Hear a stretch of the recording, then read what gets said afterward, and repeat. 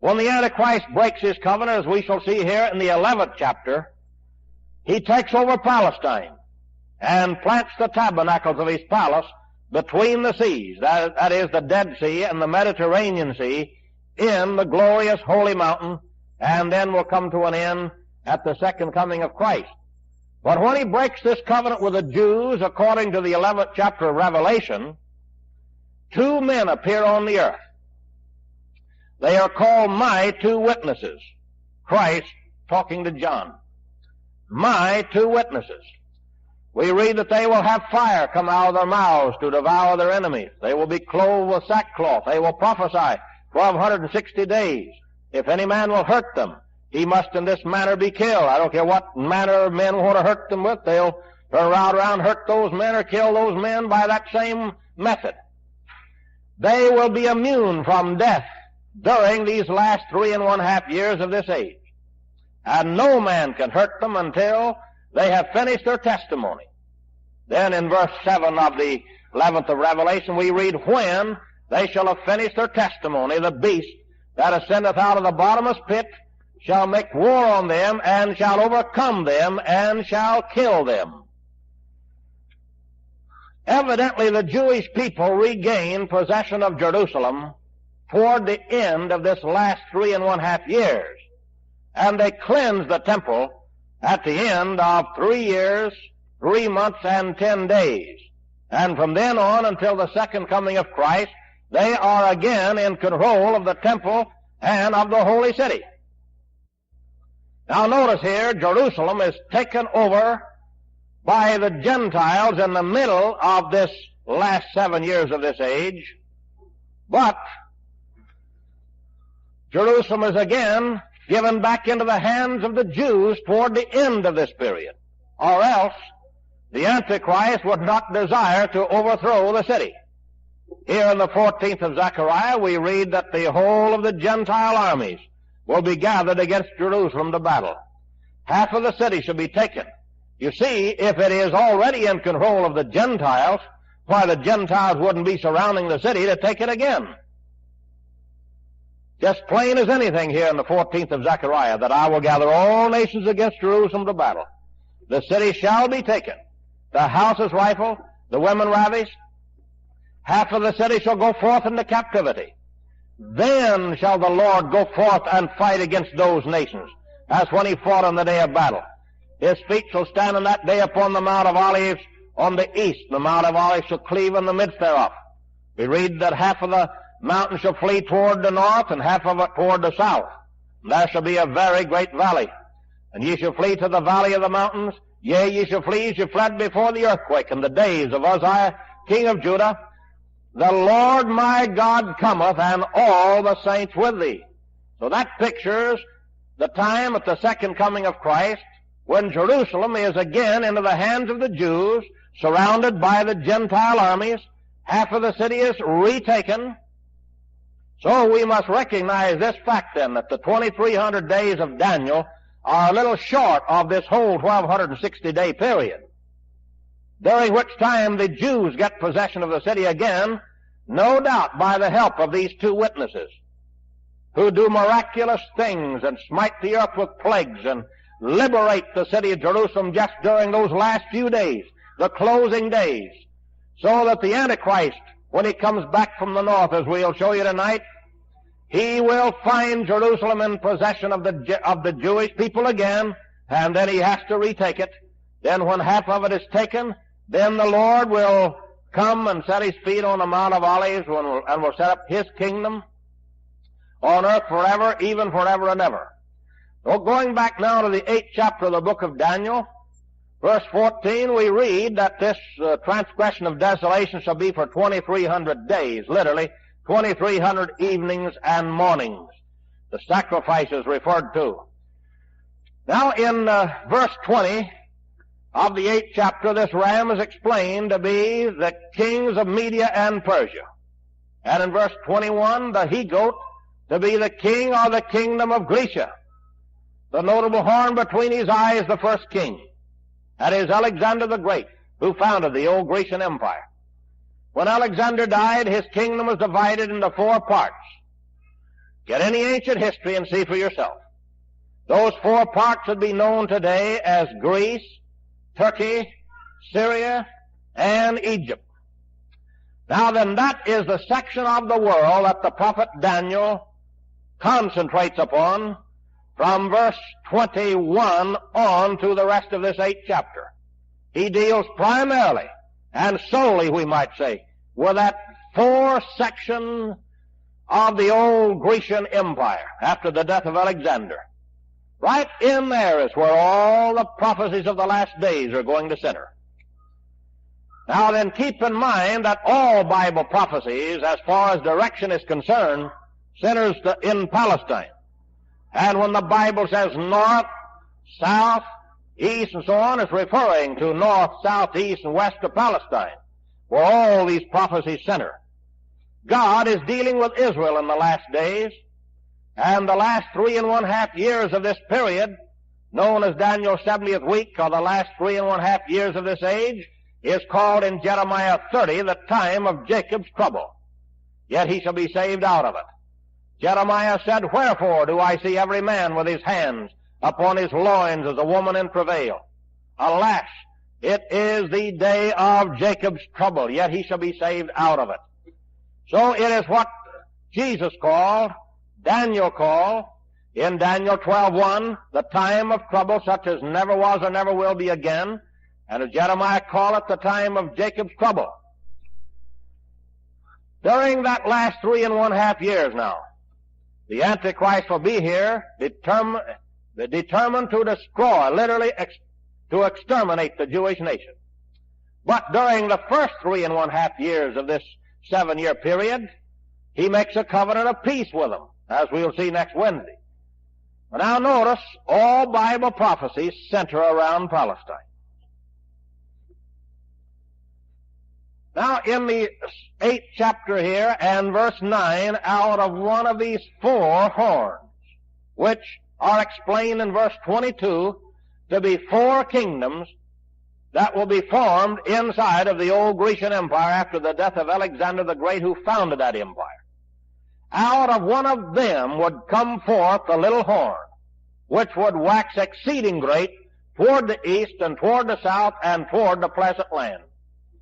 Thus it is just as clear as John 3:16, or any verse of Scripture you could ever think that is clear, that the Antichrist, or this little horn, is going to come from either Greece, Turkey, Syria, or Egypt.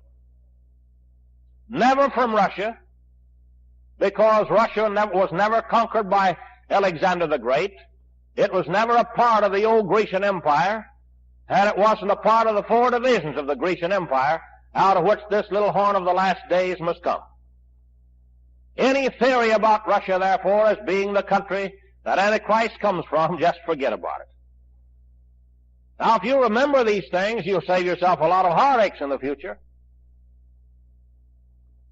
So many people have gotten themselves into a complete confusion during world events and during world wars in particular, because they do not remember these simple facts. I have had experience in going to churches before the Second World War and teaching these things. People would see how simple they were, and then during the war or after the war, we'd go back to some of those places and they'd be so confused they wouldn't know what to believe. They'd heard so many things about Mussolini and about Hitler and about Joe Stalin, about Russia, about Germany, about Italy, and countries that never were involved in these prophecies. They switched over entirely from what was to happen to what men were telling them was going to happen, just because things were happening in those sections of the country, you see. That isn't sensible. You keep an even balance, these things will be just as clear in the times of a dozen world wars as well as they are tonight to you. For every time you read, you can read these verses, and they'll mean just the same, and they'll read just the same regardless of world events, regardless of what's happening in other parts of the world outside of this section we're talking about. So, it says plainly, out of one of them, out of either Greece, Turkey, Syria, or Egypt would come the Antichrist. Forget Russia, therefore. Forget any man from Russia. Forget Germany for the same reason. Forget Italy for the same reason. France, Spain, the United States, North and South America. Forget heaven, forget hell. Forget any place men tell you the Antichrist is coming from. If it is not in harmony with this fact that out of one of them he will come. A lot of people have the Antichrist coming up from hell, you know. They've got him to be Judas Iscariot or Nebuchadnezzar or Nero or Judas Iscariot or Antiochus Epiphanes or all kinds of men. In fact, they've chosen about 35 different men as the future Antichrist. Any man who's had any prominence in world history that a Bible scholar could get in his mind could possibly fulfill what the Antichrist is going to fulfill, why, that's it. Other man come along with another man in mind, so we've been jumping from one theory to another throughout the years. All of it is literally nonsense, literally foolishness and pure human speculation, and isn't worth a drop in the head, if they use that term, compared to the truth that is plainly written in these verses. It would seem to me like that as intelligent people we could get settled on a few of these things and stay settled. You see, no doubt, every one of you, the simplicity of this tonight. But now, let some prophetical scholar come along, and some great world change take place, and some big man arise from some country outside of one of these four, and begin to conquer the world and become the great man in the earth, and I wouldn't doubt what some of you would change. Say, I wonder if that's the fella. And you know that he's not from one of these four divisions of the old Grecian Empire. I just hope that you will use better sense than that in the future. But just taking for granted what has happened in the past with congregations, why, no doubt maybe a few of us would waver and begin to question. I hope not, but there's a possibility of it. I just want to drill this into you so firmly that you never will question, you never will doubt a thing about it. Just let this be settled once and forever like this. You wouldn't doubt John 3:16 if somebody else comes along and claims to be God and another Messiah claims to come from another God outside the God of the Bible. You wouldn't be shaken over that, would you? You'd still stick by John 3:16, wouldn't you? Why? Because you believe that simple scripture. All right, if you will believe this once and forever just like it reads, that out of one of these, either out of Egypt, out of Greece, out of Turkey, or out of Syria will come this man, then any man from any other section of the world, you can forget once and forever.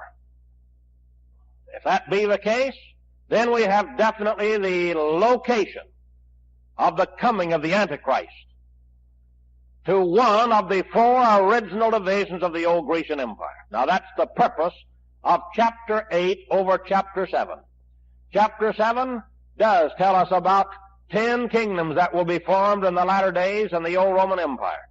And it tells us that from among those 10 will come this Antichrist, you see. And if we did not have chapter 8 and chapter 11 of Daniel, these additional visions, then any one of us and all of us could speculate that he might come from Italy because Italy will be a part of the old Roman Empire, you see. But you would still have to forget Russia and Germany and all parts outside of the old Roman Empire, even if you believe chapter 7, you see. You could guess any one of the countries that he might come from and be just as safe and just as scriptural and just as authoritative as somebody else who would guess. Because it does not tell us in chapter 7 which one of the 10 he is coming from. Simply tells you that out of 10, out of the whole Roman Empire territory, he will come. That's all chapter 7 revealed. But here now chapter 8 comes along with additional information and narrows down the coming of this Antichrist geographically from 10 kingdoms to 4 of those 10. So we can forget about any country of the 10 or any part of the old Roman Empire outside of Greece, Turkey, Syria, and Egypt. Now then, let's go further. Let's go now to the 11th chapter of Daniel. We have in chapter 11 of Daniel, beginning with verse 2, that 3 kings shall yet stand up in Persia, and a 4th shall be richer than they all. And he, through his strength and riches, shall stir up all against the realm of Grecia. And a king shall rise, we read in verse 5, that shall do according to his will. And when he shall be strong, his kingdom shall be divided again, or broken, or divided to the 4 winds of heaven, referring again to Alexander the Great, and the 4 divisions of his kingdom after his death.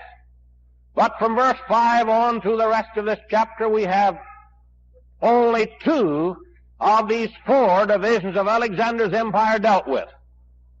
And you'll find from verse 5 on, the king of the south and the king of the north fighting with each other. One time the king of the north will be victor over the king of the south. One time the king of the south will be victor over the king of the north. Then later on the king of the north will be victor. Then later on the king of the south will be victor. You have constant wars from verses 5 down to verse 21. Wars between 2 of these countries of Alexander's empire. There are not 3 countries mentioned here, only 2. There are not 3 kings mentioned here, only 2. They are always called in these chapters the king of the south and the king of the north. Why, we might even go beyond verse 20, even go to the end of the chapter. That is true. Even verse 40, you see, the same 2 kings are mentioned. King of the south come against him, the king of the north shall come against him. So not only verse 20, but down through the whole chapter, there are a series of wars between the king of the north and the king of the south. Now, if we can identify what countries are referred to as the king of the north and the king of the south, then the thing will be settled once and forever. Now, a few moments ago, we mentioned that Bible direction always centered around Palestine. In or among these 4 divisions of the old Grecian Empire, which country would be south of Palestine? Is Greece south of Palestine? Is Turkey south of Palestine? No, those 2 countries are more or less to the west and north. Over to the west more than any other thing. But the 2 countries north and south of Palestine are literally Syria, bordering on the Palestine on the north, and Egypt bordering on the Palestine in the south. Those are your 2 countries, north and south of Palestine. If you read ancient history, you will find wars between 2 of these divisions of Alexander's empire for 150 years off and on, Palestine being a buffer state between these 2 states. In other words, Alexander's empire was divided into 4 parts. Cassander took Greece and Macedon. Lysimachus took what we call today Asia Minor, or present Turkey. And Seleucid founded the kingdom of Egypt, or rather the kingdom of Syria, which took in all of Syria, all of Lebanon, and all of Iraq and Iran and Transjordan, and the eastern parts of Alexander's empire. Ptolemy founded the kingdom of Egypt. Now then, there were wars for 150 years between the Seleucids and the Ptolemies, or between the kings of Syria and the kings of Egypt, for 150 years, ending with the reign of Antiochus Epiphanes, who reigned 165 BC. The man who many people think fulfilled part of chapter 8 and part of chapter 11. Be that as it may, we're not going to argue that point here. The only thing we want to get clear to you is that the king of the north would be Syria, and the king of the south would be Egypt. The same 2 kings that fought together in wars before Christ will fight together in a war in the very last days. And the prophecy here shows us the final result of the final war between the king of the north, Syria, and the king of the south, Egypt. Now then, many Bible scholars, in spite of this historical background, and in spite of the fact that they themselves know that the king of the north should refer to north of Palestine, and the king of the south refers to Egypt, most of them acknowledge that fact. And yet, they have to bring Russia into it by some means, because they are so sure, because communism is such a big thing today and is spreading out quite a ways throughout the earth, and because Russia is supposed to be a powerful world power, they're sure that she's going to have something to do with this, you see, and they cannot conceive of God fulfilling prophecies and of Syria becoming a world power and leaving Russia out of it. They just can't conceive of these big powers falling and little powers becoming more prominent than these present bigger powers. Why, that isn't a hard job for me at all. I believe in a supernatural being called God.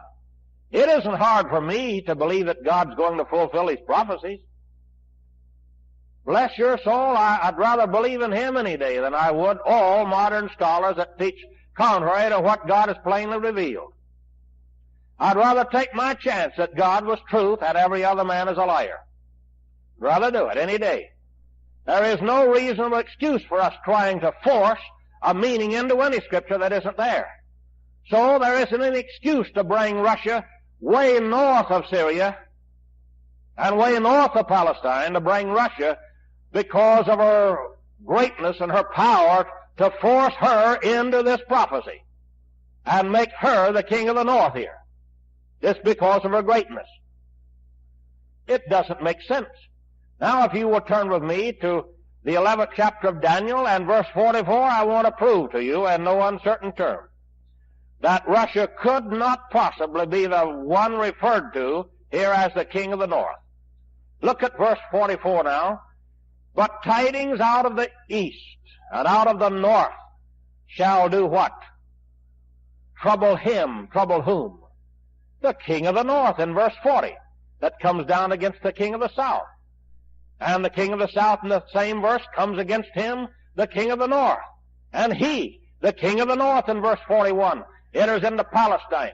Many countries shall be overthrown, but these shall escape out of his hand. Even Edom and Moab and chief of the children of Ammon, he shall stretch his hand also upon the countries, and the land of Egypt, the king of the south, shall not escape.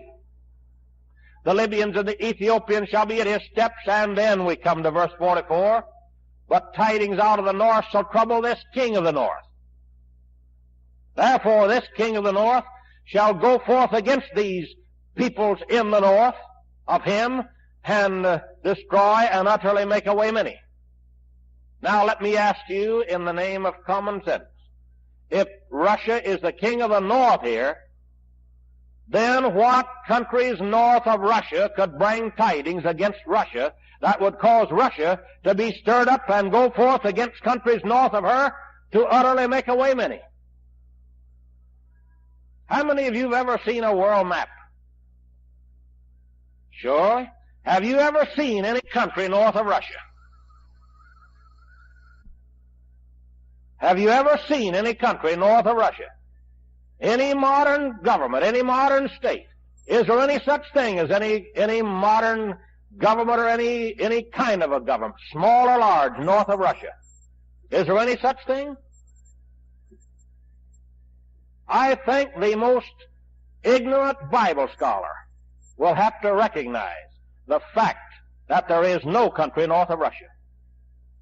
The most ignorant man on earth, whether he be a Bible scholar or not, he will have to recognize one fact, that there is no country north of Russia. Now, what countries east of Russia are there? Russia goes right on over east until the Bering Straits, right over taking in all of Siberia and all of Asia. Then you would get into the United States coming over in the west when you get into the next countries. It just doesn't make sense. It doesn't work in connection with Russia, you see. The king of the north of Palestine could not be any country north. Now then, but when you come down to really looking at it like the Bible teaches, that it's dealing with the king of the north of these four divisions of the Grecian Empire, north of Palestine, Syria, south of Palestine, Egypt, for Egypt is definitely mentioned here in this 11th chapter of Daniel as being overthrown by this king of the north. So in verse 40 it says, at the time of the end shall the king of the south come against him, that is against the king of the north, and the king of the north shall come against him, that is, against the king of the south. The same two countries dealt with in all of this chapter, beginning with verse 5 on. You have the king of the north, the king of the south, king of the north, king of the south, king of the north, king of the south. You don't have a third king in fighting with either one of these kings. It's just a struggle between the king of the north and the king of the south. So you see, Russia could not possibly be involved in these predictions from any standpoint. Makes no difference how great she is if she becomes greater than she is now. That doesn't enter into it. Just forget her as being the king of the north. But when you come down to Syria now, it makes sense. What countries are north of Syria that could bring tidings against Syria? And we could get into Russia and those northern countries, you see. And what countries are east of Syria that could cause trouble against Syria? Why, over east there is India, and Afghanistan, and Nepal, and China, and Japan, other countries in Asia, you see, east of this king of the north. Get any map and see for yourself. Plenty of countries east and north of Syria, but there are not plenty of countries north and east of Russia that could fulfill this requirement. So Russia is entirely out of the picture. We have to therefore limit our understanding to two of these four divisions of Alexander's empire when we come to the 11th chapter of Daniel.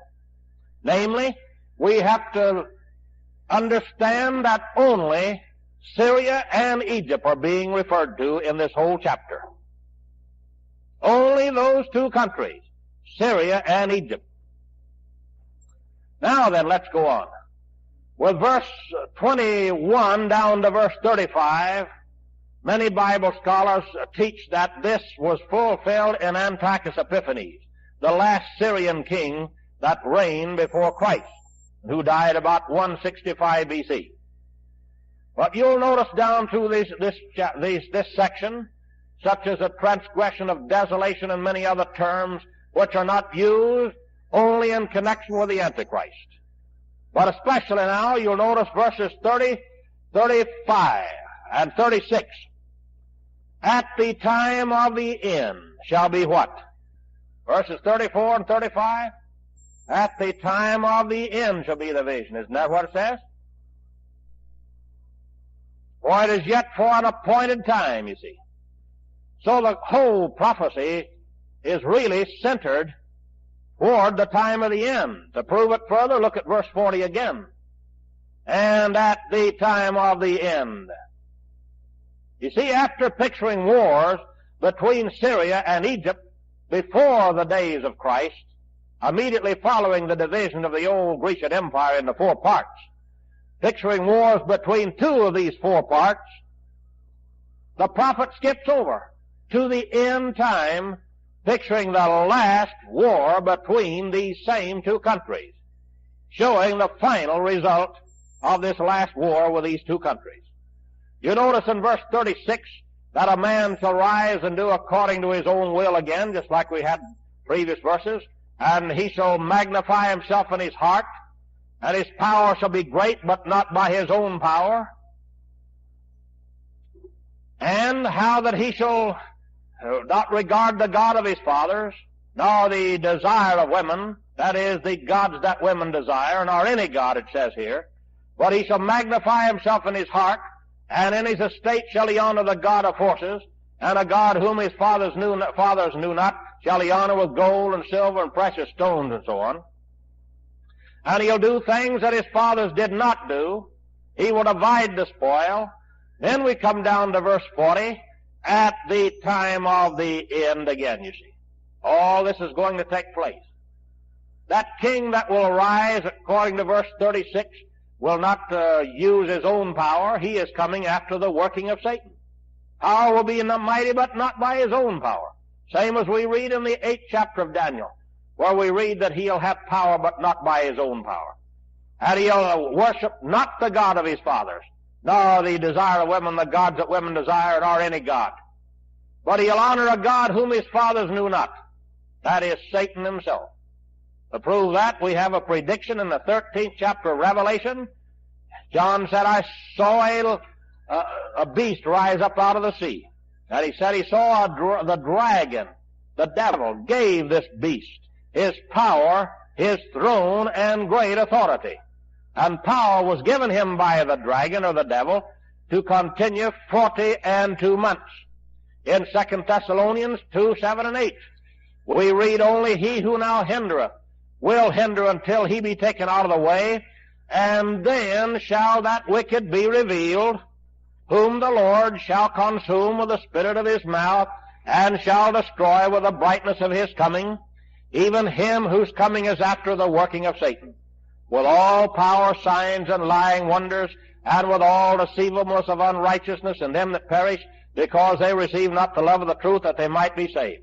For this cause God shall send them strong delusion, that they might believe a lie, and be damned, who believe not the truth, but had pleasure in unrighteousness.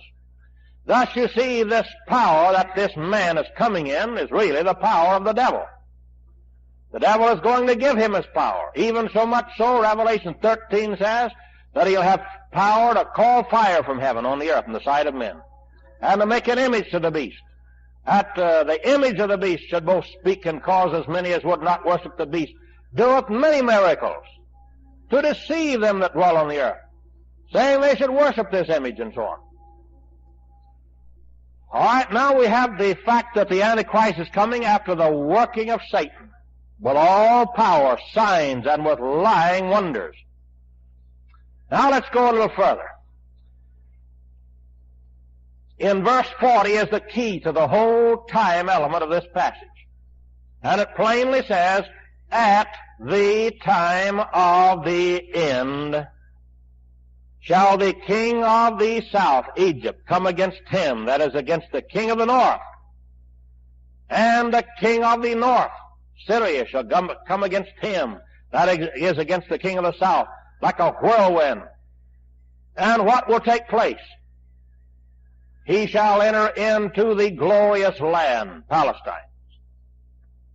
That's when the Antichrist breaks his 7 years covenant with the Jews. He then enters into Palestine, takes over that country.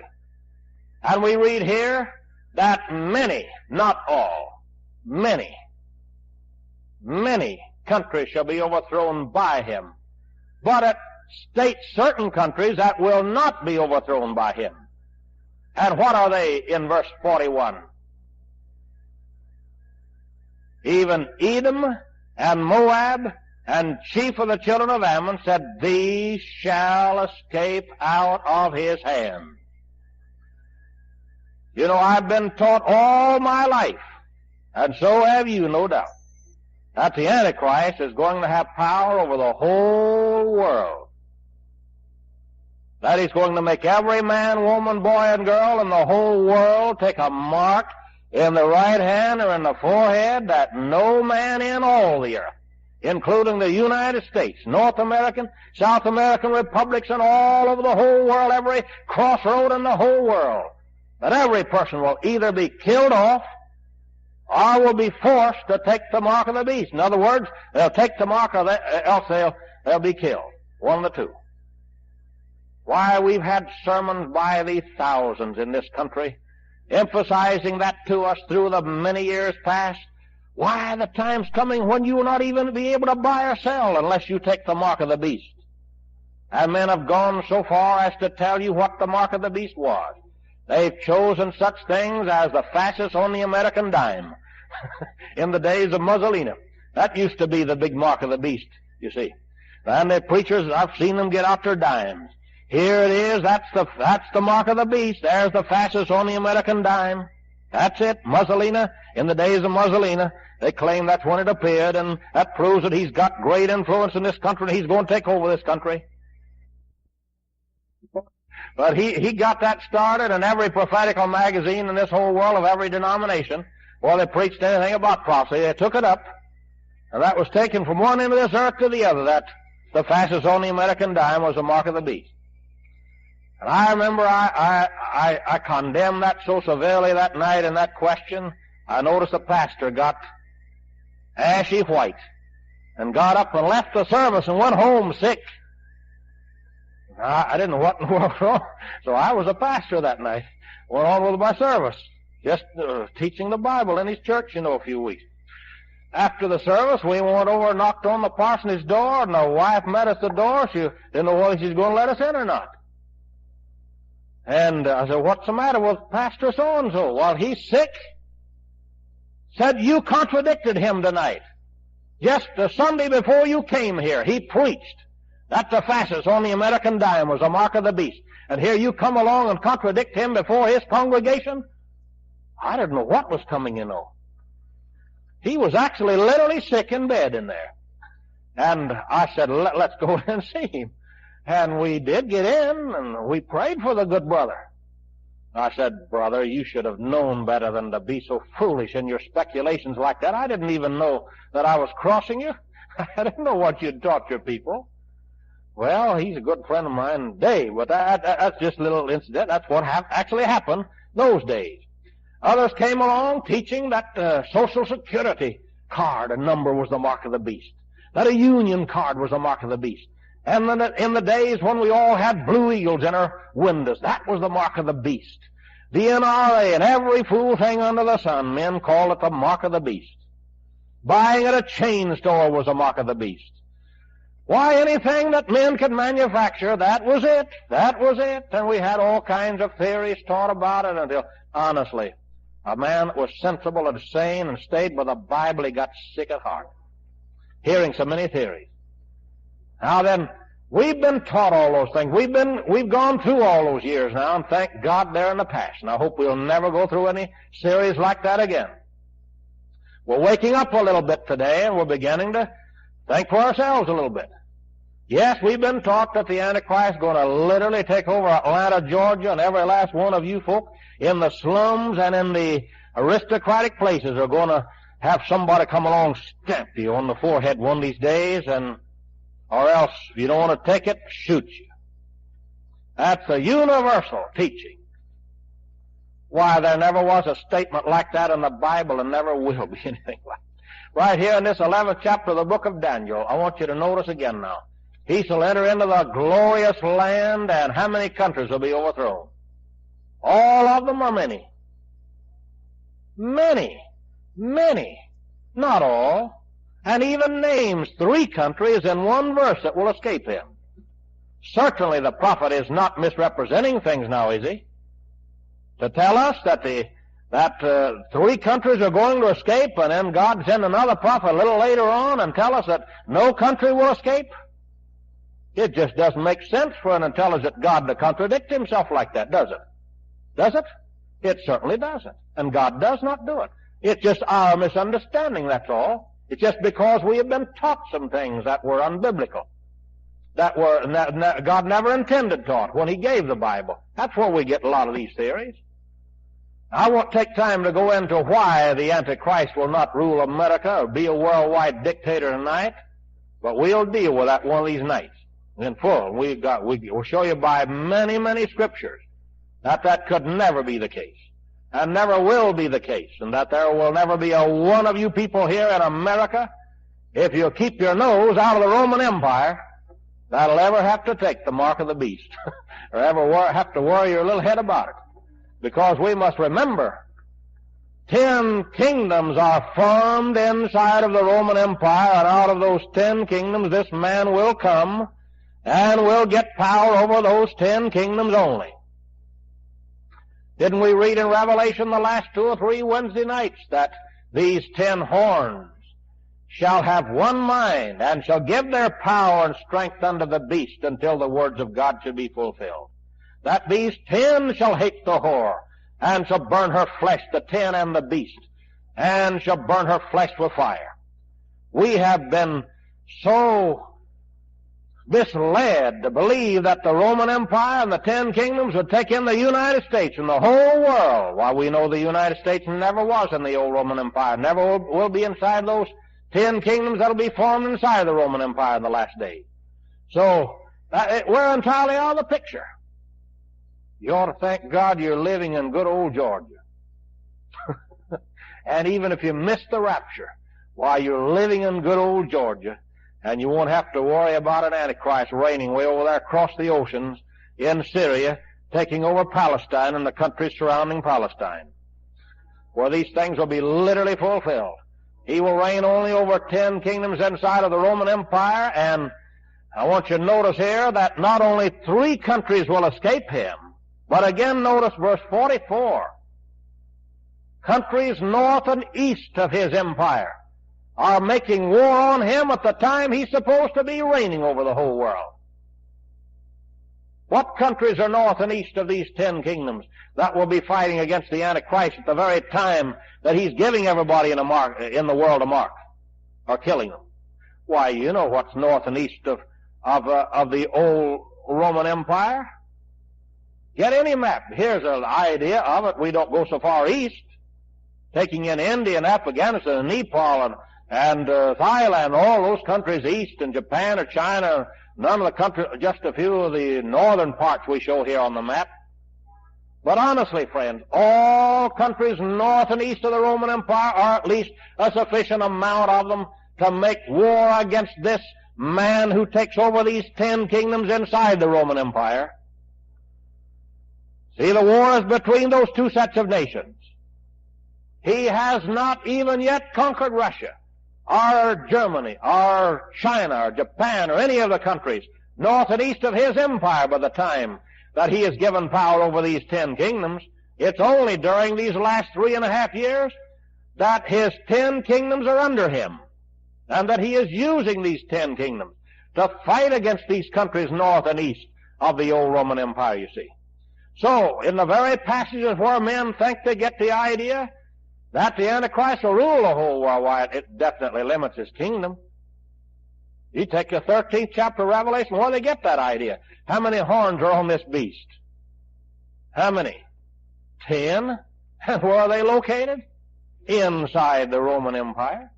You see, the very place where we get such an idea disproves the idea by limiting his kingdom to 10 and not to 65, as we know in the world today.